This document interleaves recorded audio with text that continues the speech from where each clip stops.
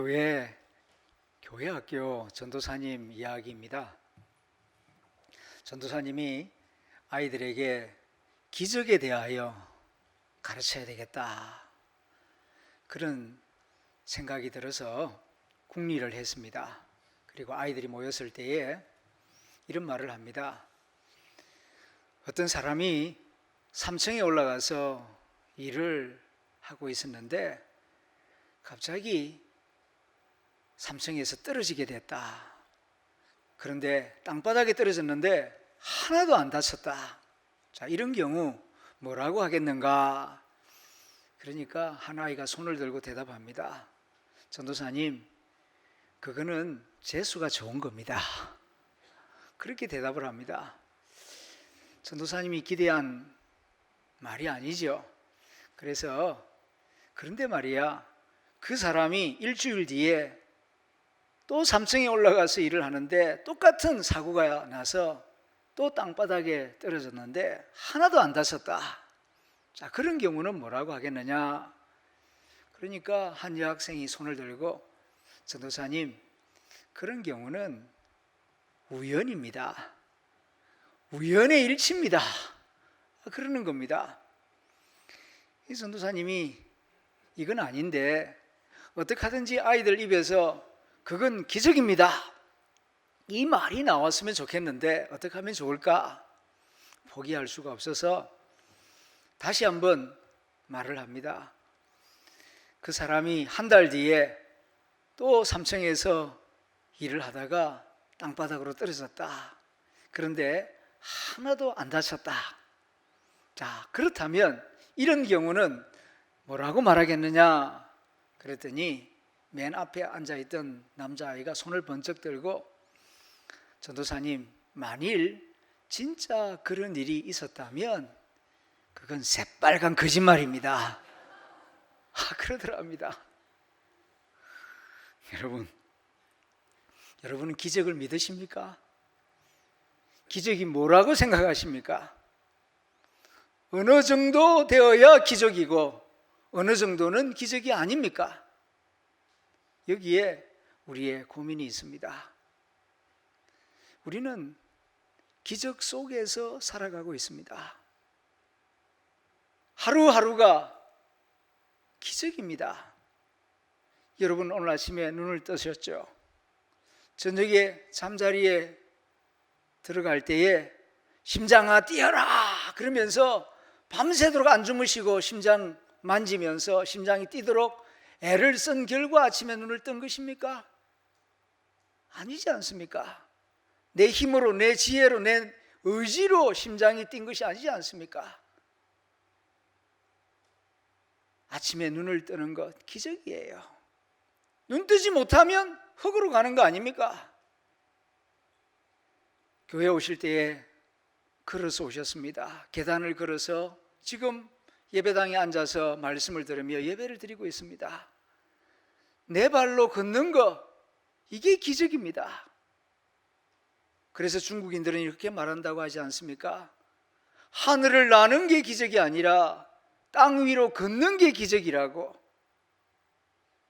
아마 이 말을 특별히 연세가 80이 넘으신 성도님들은 실감하고 계실 것입니다. 맞아, 눈을 뜨는 게 기적이고 내 발로 걷는 게 기적이고, 이게 바로 기적이지. 또 항암 치료를 받고 있는 교우들, 이 하루하루가 얼마나 소중한 것인지, 젊은 사람들, 건강한 사람들이 느끼는 24시간과 항암 치료를 받으면서 뜬 눈으로 밤을 새우고 새벽을 맞이하는 환우들의 하루는 다릅니다. 그래서 오늘 성경이 말씀합니다. 종기에 처하나 깨닫지 못하는 자는 멸망하는 짐승과 같도다. 기적이 없어서가 아니에요. 기적을 인식하지 못하니까 기적이 없는 것처럼 느껴지는 거죠. 은혜가 없고 축복이 없는 게 아닙니다. 깨닫지 못하니까 그의 심령은 메마른 심령이 되고 마는 것입니다. 오늘은 6.25 전쟁 발발 73주년을 기념하는 뜻깊은 날입니다. 그날도 일요일이었습니다.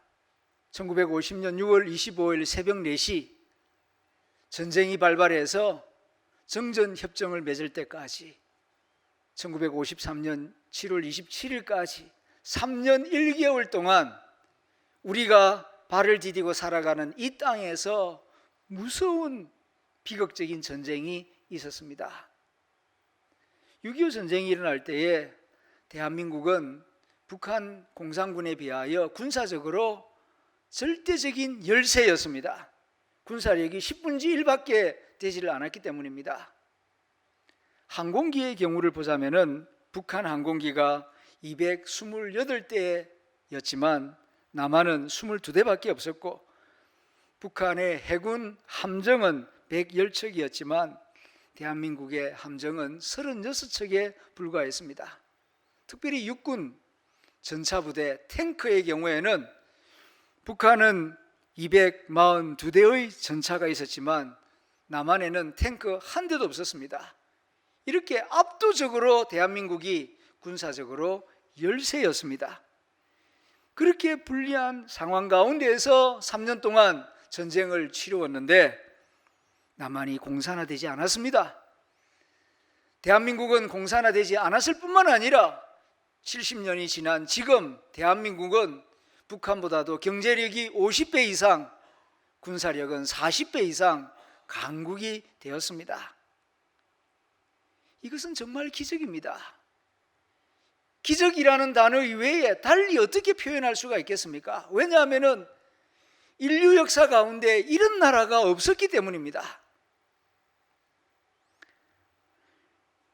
6.25 전쟁 가운데에 수많은 기적들이 있었습니다마는 오늘 주일이자 6.25를 생각하면서 예배드리는 가운데 저는 3가지 기적을 꼭 기억하기를 바라는 마음에서 말씀을 나눕니다. 첫째는 미국의 신속한 참전입니다. 이건 정말 놀라운 기적입니다. 6.25 전쟁이 발발했을 때 미국의 대통령은 해리 트루먼 대통령이었습니다.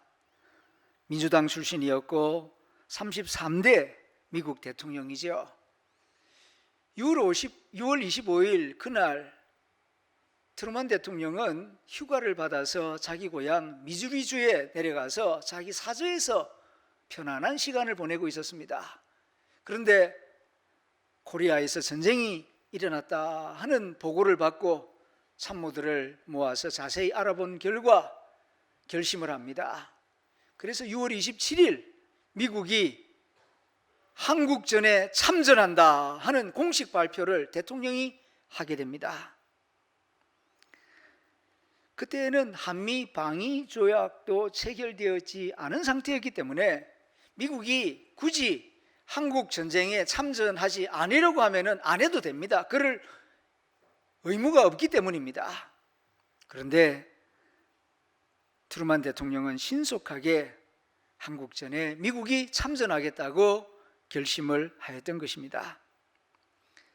트루먼 대통령의 이러한 결심과 결정 배후에는 빌리 그레함 목사님의 간절한 호소가 있었다고 합니다. 빌리 그레함 목사님이 편지를 써서 많은 말씀들을 하지만은 그 중에 한국에는 50만의 크리스찬들이 있습니다. 우리가 도와주지 아니하면은 저 한국은 공산화될 것이고, 그리 되면은 50만 크리스찬들은 공산군에 의하여 다 죽임을 당할 것입니다.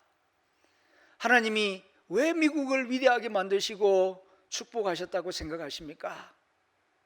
평화와 자유를 지키라고 하나님이 미국을 축복하신 것이 아니겠습니까? 못 본 채 하면 안 됩니다. 한국을 도와야 합니다. 그런 간절한 호소가 적힌 편지를 전보로 트루먼 대통령에게 보냈는데, 그 편지를 트루먼 대통령이 읽어보고 결심을 하는데 결정적인 역할을 했다는 것입니다. 미국 트루먼 대통령의 신속한 결단이 우리나라를 구한 것입니다.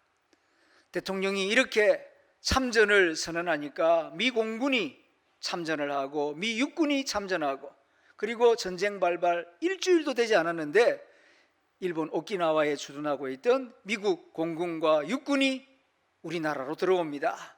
그리고 3년 동안 40만 명의 미국 청년들이 피 한 봉알 섞이지 않은 이 한국을 구원하기 위하여서 목숨을 걸고 6.25 전쟁에 참전하였습니다.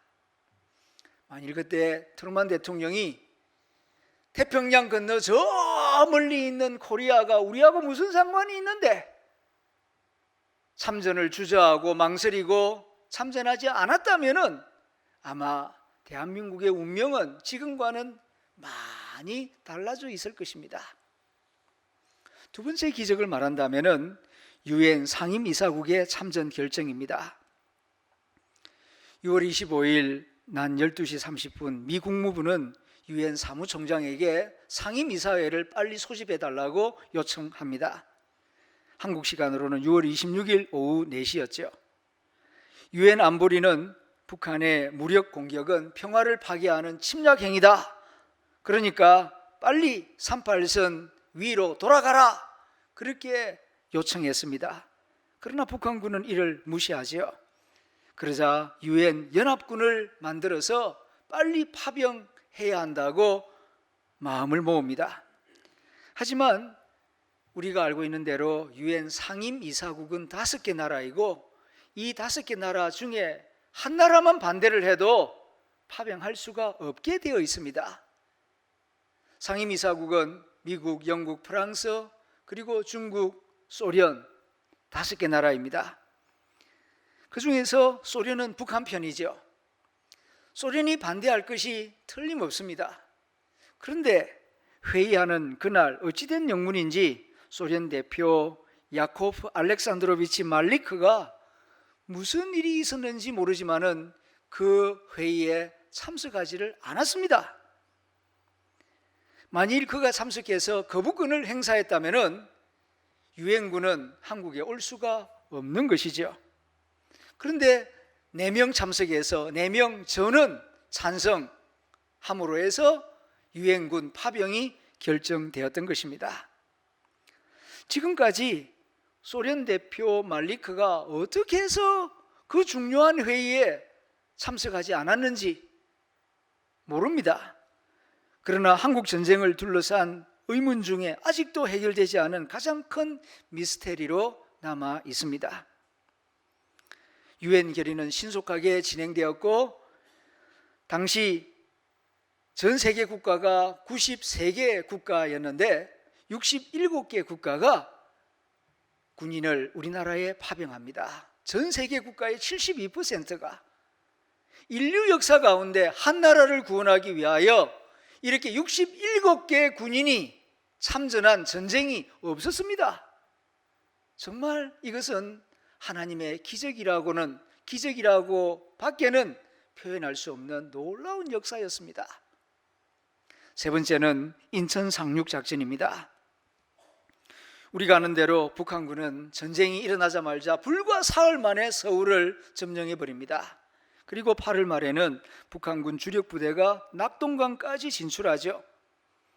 북한군은 불과 한 달 만에 대한민국 국토의 90%를 점령해 버렸습니다. 이제 남은 것은 대구, 부산, 포항 요것만 점령하면은 100% 공산화하는 것입니다. 이런 절박한 상황이었는데 그때에 메가더 장군이 인천 상륙작전을 계획합니다. 하지만 미 합동참모본부와 해군 수뇌부는 그거 미친 짓이다, 말도 안 되는 소리다 반대합니다. 왜냐하면 인천 앞바다 조수간만 차이가 심할 때에는 9m입니다. 그러면은 2시간 내지는 2시간 30분 내에 완전히 군인들을 다 상륙시켜야 된다고요. 그런데 북한은 해안가에서 가만히 있겠습니까? 2시간 30분 만에 7만 5천 명의 군인을 해안가에 다 상륙시키는 것은 불가능합니다. 그러다가 썰물이 와서 물이 빠져버리면은 군함들이 다 뻘 위에 그냥 갇혀버리는 겁니다. 움직이지를 못해요. 그러면은 폭격을 정조준에서 하면은 다 떼죽음을 당하는 것입니다. 설사 7만 5천 명이 무사히 해안가에 닿았다 하더라도 북한은 곳곳에다가 기뢰와 지뢰를 설치해 두었을 것이고, 그리고 참호 속에서 기관단총을 쏘아대면은 기어서 그 해안가를 올라가는 군인들 다 죽습니다. 그러니까 이건 성공할 확률이 5,000분의 1이다. 안 된다. 못한다. 그렇게 합동참모본부는 평가를 합니다. 하지만 메가더 장군은 치밀하게 준비를 한 다음 트루만 대통령을 설득해서 승인을 받습니다. 드디어 9월 15일 항공모함과 순양함, 구축함과 10군단 병력이 탑승한 대규모 선단이 인천 앞바다에 집결합니다. 유엔군 소속 함정은 261척, 7만 5천 명의 군인들이 투입되기 시작했습니다. 모두가 다 불가능하다고 생각했지만 그 인천 상륙작전은 성공을 거두게 되죠. 하루가 지나 9월 16일 인천을 탈환했고, 인천 지역에 주둔하던 북한군 2,000명은 다 멸절되었습니다. 이어서 유엔군은 북한의 보급로를 차단해 버립니다. 그러니까 낙동강 전선에 병력과 화력을 집중하고 있던 이 북한군이 독에 갇힌 쥐 모양으로 오도 가도 못하고 뿔뿔이 흩어지게 됩니다. 이때를 기회로 삼아서 낙동강 전선에 방어진을 치고 있던 국군이 반격을 개시하죠. 그래서 9월 28일 서울을 수복하게 됩니다. 인천 상륙작전 정말 기적이었습니다. 사람의 계산으로는 성공하기 어려운 일이었습니다. 만일입니다만은 인천 상륙작전이 성공하지 못했다면은 지금 대한민국의 모습은 상상하기가 어려울 것입니다. 이렇게 하나님은 73년 전 대한민국 위에 크고 놀라운 은혜를 베푸시고 기적을 베푸셨습니다. 그리하여 우리가 생존하고 있고 지금 자유 대한민국에서 살아가고 있는 것입니다. 바벨론 침략 가운데 황폐하게 변한 이스라엘을 보면서 선지자 이사야가 고백했던 그 말이 우리에게도 그대로 적용됩니다. 만군의 여호와께서 우리를 위하여 생존자를 조금 남겨두지 아니하셨다면,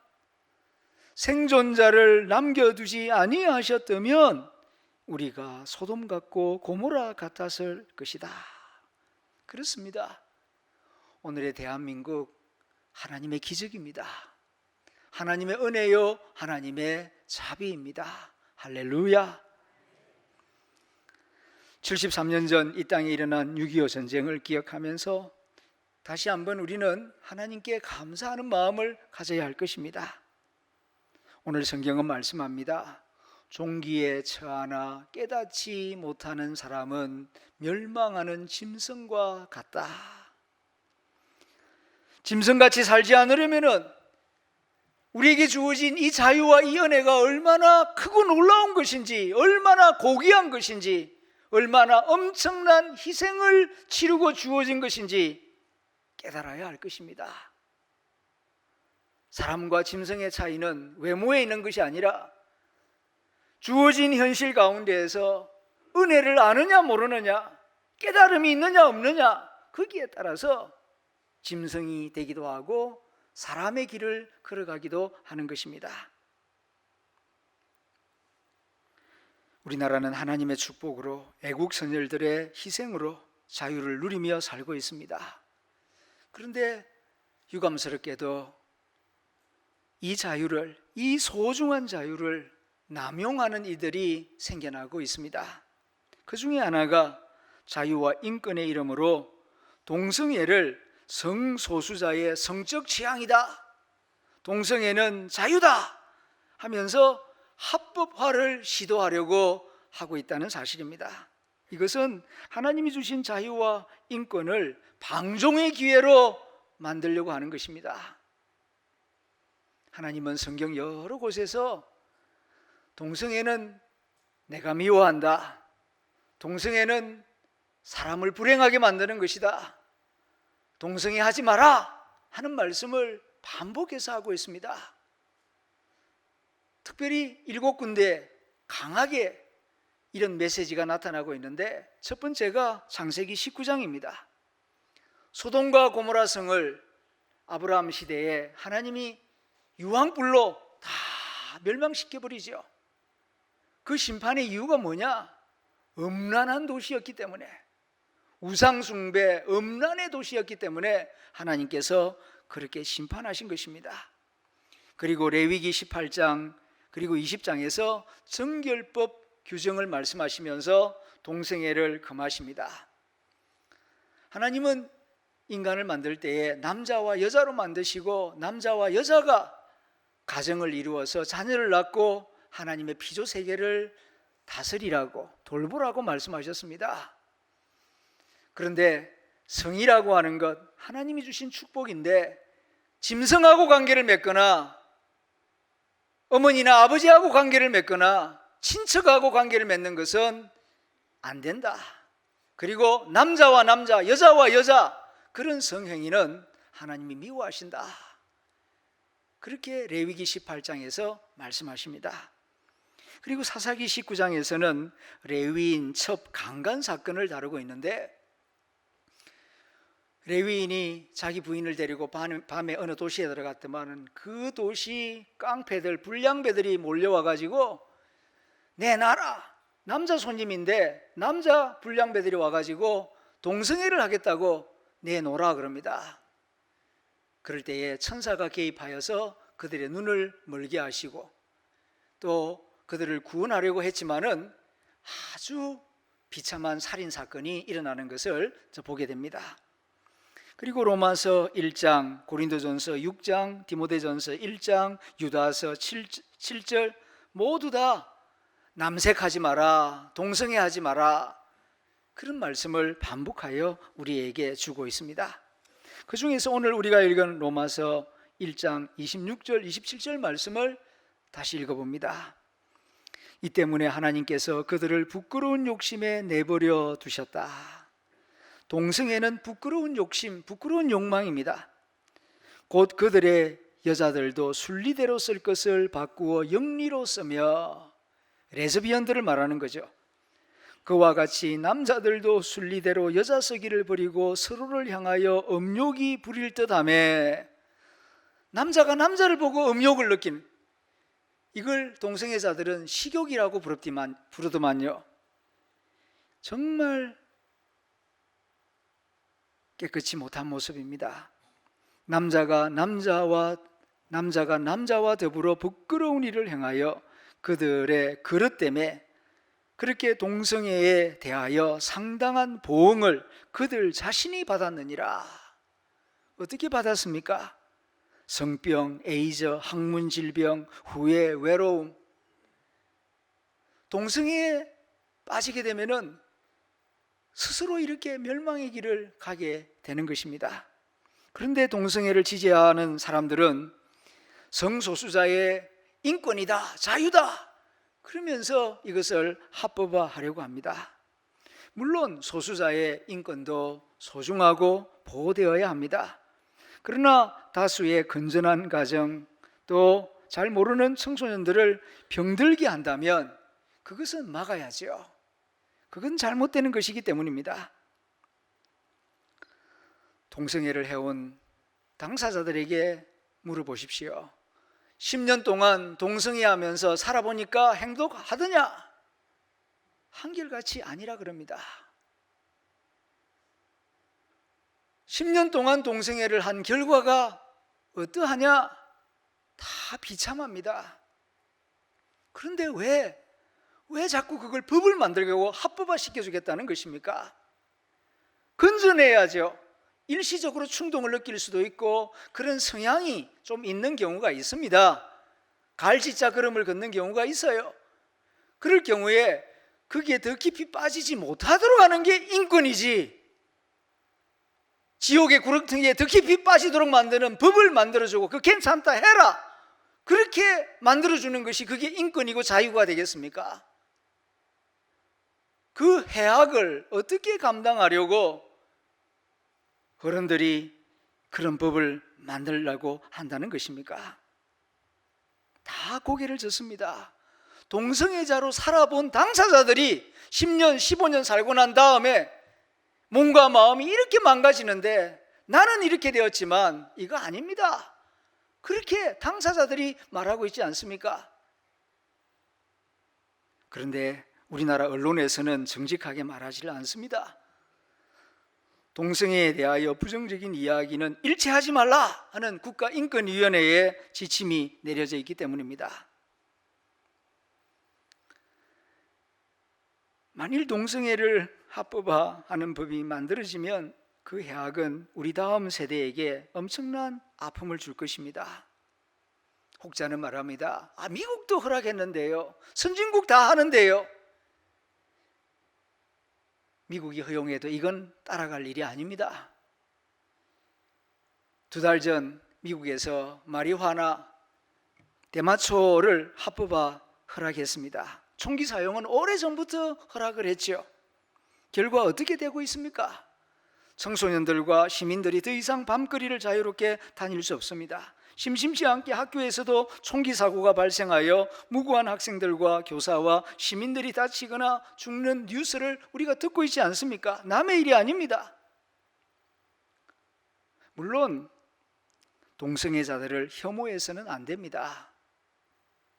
동성애는 나쁜 것이지만 동성애자들을 혐오하고 비난하고 손가락질하고 그렇게 차별하는 것은 잘못된 것입니다.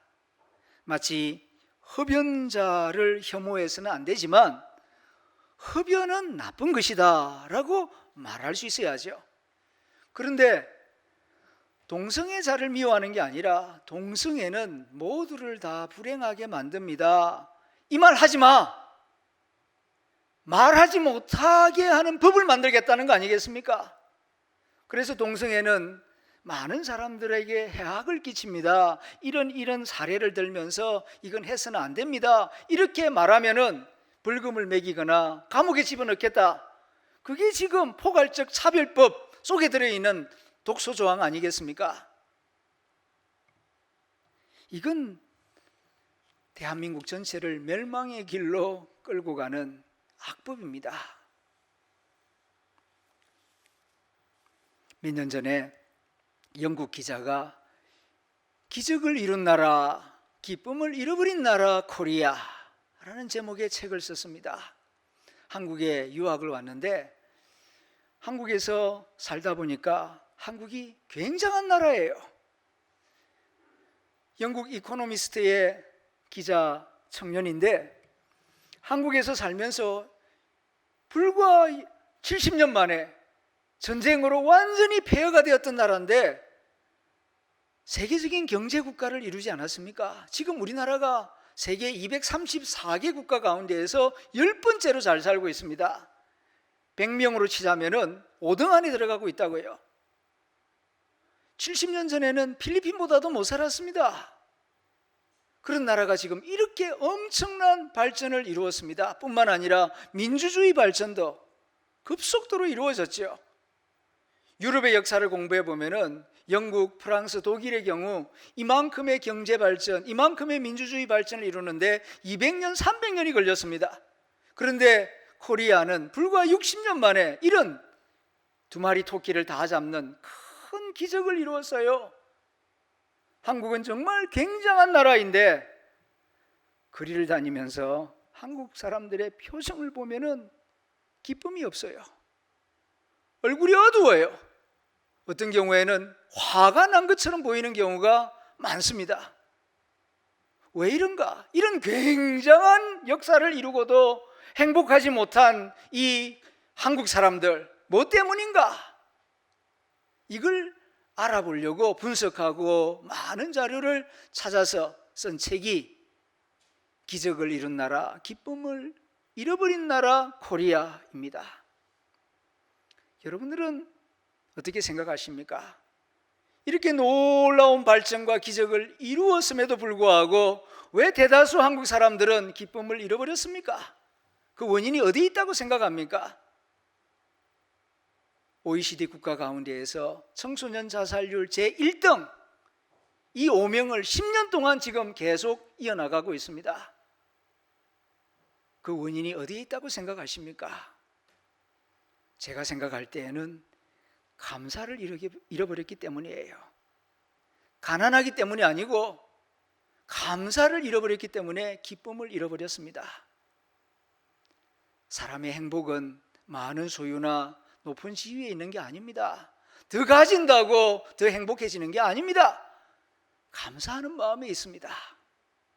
아무리 많은 것을 가지고 새로운 것을 가지고 높은 자리에 올라가도 감사할 줄 모르는 심령에는 행복이 없어요. 그러나 가진 것이 좀 적어도 이것도 감사하고 저것도 감사하고 생각할 때마다 감사한 일들이 많이 생각나는 그 심령 가운데에는 행복과 기쁨이 넘치게 되는 것입니다. 그러므로 지금 우리에게 가장 시급하고 필요한 일은 더 많이 가지는 것, 더 많이 버는 것이 아닙니다. 잃어버린 감사를 다시 회복하는 데 있습니다. 어떻게 하면은 더 많이 감사할 수 있을까?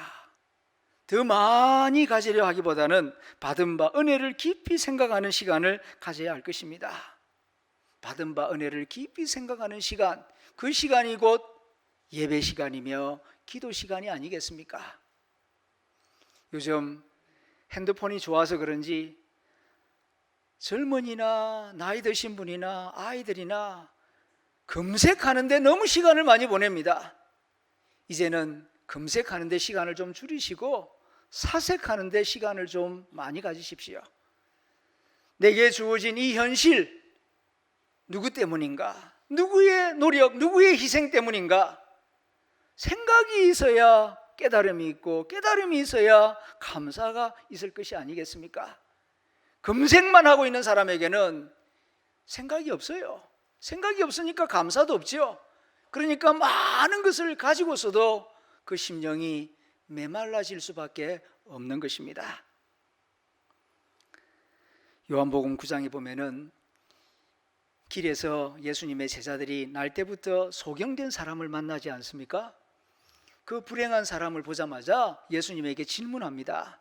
선생님, 이 사람이 소경으로 태어난 것이 누구의 죄 때문입니까?